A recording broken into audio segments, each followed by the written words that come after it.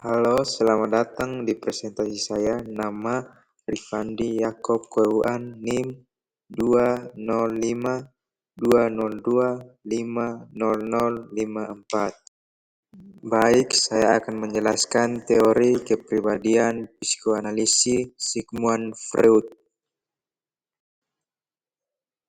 Submateri kita pada hari ini, yang pertama adalah struktur kepribadian, yang kedua adalah tingkat kepribadian, yang ketiga adalah teori kecemasan, dan yang keempat adalah perkembangan kepribadian. Berikut adalah biodata dari Sigmund Freud, seorang ahli saraf Austria yang terkenal sebagai bapak psikoanalisis. Data diri. Nama lengkap Sigismund Sigmund Freud, lahir 6 Mei 1856 di Freiburg, Moravia, Kerajaan Austria, sekarang disebut Republik Ceko. Meninggal pada 23 September 1939 di London, Inggris, pada usia yang ke-83 tahun. Penyebab kematian eutanasia atas permintaannya sendiri karena kanker mulut yang dideritanya selama bertahun-tahun. Kebangsaan Austria, tempat tinggal Austria. Pendidikan alma mater Universitas Wina. Spesialis neurologi. Keluarga. Ayah Jakob Freud, seorang pedagang wol. Ibu Amalia Nathanson. Istri Martha Bernays, menikah pada tahun 1886. Anak 6 orang anak, salah satunya Anna Freud yang menjadi psikologi berpengaruh. Karir dan kontribusi. Praktik klinis. Membuka praktik klinis di Wina pada tahun 1886 untuk merawat pasien dengan gangguan psikologi. Pendiri psikoanalisis. Mengembangkan psikoanalisis sebagai studi penemuan, mengembangkan berbagai teknik terapeutik termasuk penggunaan asosiasi bebas. Teori utama, merumuskan teori tentang alam bawah sadar, struktur kepribadian, id, ego, superego. Tahap perkembangan psikoseksual dan interpretasi mimpi. Karya penting, menerbitkan banyak tulisan termasuk The Interpretation of Dreams pada tahun 1900 dan The Psychology of Light pada tahun 1904. Akhir kehidupan, dan kemudian Sigmund Freud diagnosa derita kanker rahang pada tahun 1923 dan menjalani lebih dari 30 operasi. Ia pun harus meninggal dunia karena kanker pada tanggal 23 September 1000, London, Inggris. Struktur kepribadian. Menurut Sigmund Freud, struktur kepribadian manusia terdiri dari 3 komponen utama, yaitu yang pertama id, merupakan bagian kepribadian yang paling dasar dan bersifat tidak sadar, berisi naluri, dorongan, dan keinginan biologis seperti makan, minum, dan seks. Bekerja berdasarkan prinsip kesenangan, yaitu ingin memuaskan kebutuhan tanpa memperhatikan realitas atau moral. Yang kedua, ego, bagian kepribadian yang bersifat realistis dan sadar, bertugas menengahi antara id dan superego, serta menyesuaikan keinginan id dengan kenyataan. Bekerja berdasarkan prinsip realitas, yaitu berusaha memuaskan dorongan id dengan cara yang dapat diterima secara sosial. Yang ketiga, superego, merupakan bagian kepribadian yang mewakili nilai moral, norma, dan hati nurani. Dibentuk dari pengaruh orang tua dan lingkungan.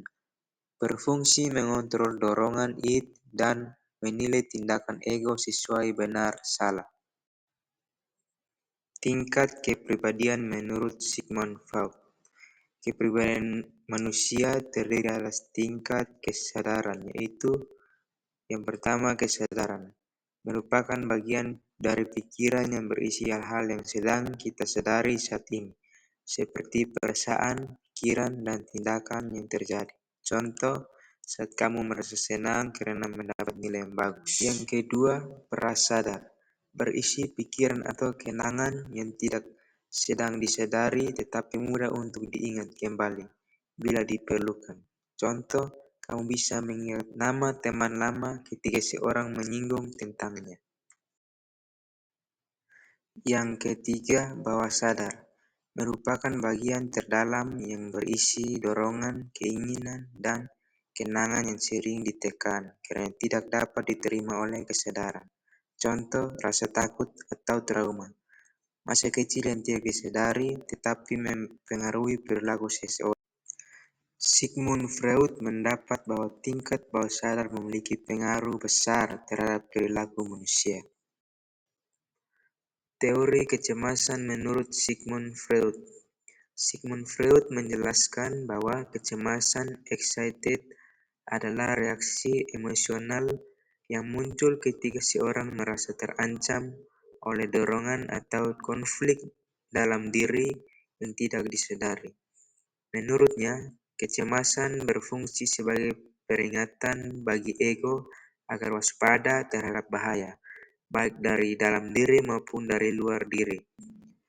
Sigmund Freud membagi kecemasan menjadi 3 jenis utama, yaitu yang pertama kecemasan realitas anxiety, rasa takut terhadap ancaman nyata di lingkungan, contoh terhadap binatang buas atau kejadian berbahaya. Yang kedua, kecemasan neurotik anxiety, rasa takut bahwa dorongan dari naluri akan keluar dari kendali dan menyebabkan hukuman dari lingkungan. Contoh, seorang merasa cemas tanpa alasan jelas karena menekan dorongan agresifnya. Yang ketiga, kecemasan moral anxiety, rasa takut karena melanggar nilai-nilai moral atau nurani yang berasal dari superego. Contoh, merasa bersalah setelah berbohong atau melanggar aturan. Perkembangan kepribadian. Menurut Sigmund Freud, perkembangan kepribadian manusia terjadi melalui 5 tahap psikoseksual. Setiap tahap berfokus pada area tubuh tertentu yang menjadi sumber kesenangan, libido. Pengalaman di tiap tahap akan membentuk kepribadian seorang di masa dewasa. Berikut penjelasannya secara singkat. Yang pertama, tahap oral, 0 tahun sampai 1 tahun. Fokus kesenangan, mulut, menyusu, menghisap. Jika kebutuhan tidak terpenuhi, bisa menimbulkan sifat ketergantungan atau kebiasaan oral, seperti merokok atau makan berlebihan. Yang kedua, tahap anal, 1 sampai 3 tahun. Fokus kesenangan, mengontrol buang air. Konflik utama, pelatihan toilet training.